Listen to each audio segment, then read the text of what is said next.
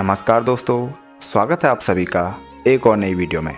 नैनीताल की श्रीमती विदा शाह ने एक दिन मन में सोचा कि महाराज, आप सबके घर आते हैं, किसी दिन मेरे घर भी आओ ना। पर संकोचवश वह कह न पाई। उनका घर बाजार में था और घर में जाने वाली सीढ़ियाँ सकरी थी।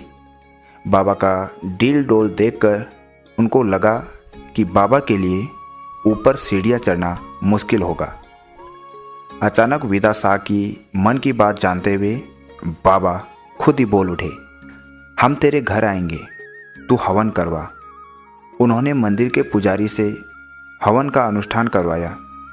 जिस दिन पूर्णाहुति थी उस दिन वो प्रसाद लेकर घर को आ रही थी तो उन्होंने देखा कि पूरे रास्ते भर में एक दुबला पतला साधु उनके पीछे पीछे चला आ रहा है।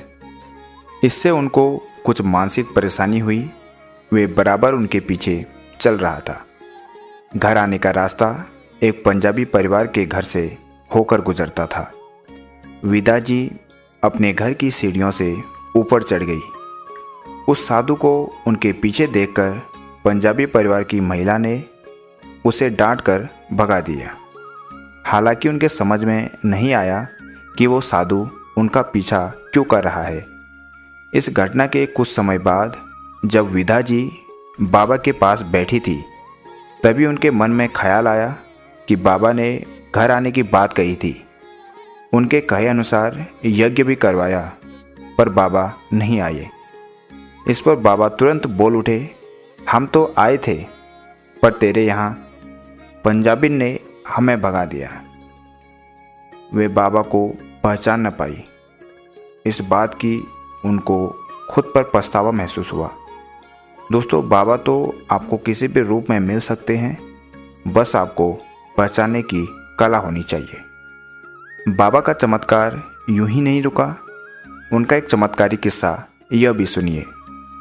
महाराज जी के अनन्य भक्त युधिष्ठिर जी बताते हैं कि एक दिन की बात है, मैं बाबा जी की कार कानपुर में चला रहा था तो कानपुर गंगा पुल में सामने से बहुत सारी बैलगाड़ियां भारी सामान के साथ आ रही थी और पूरा रोड घेर कर आ रही थी। तो मैंने सोचा कि अब हमारी गाड़ी अवश्य ही उन बैलगाड़ियों से टकराएगी और कार का एक्सीडेंट होगा। इतने में बाबा जी ने कहा कि तू आंख बंद कर ले।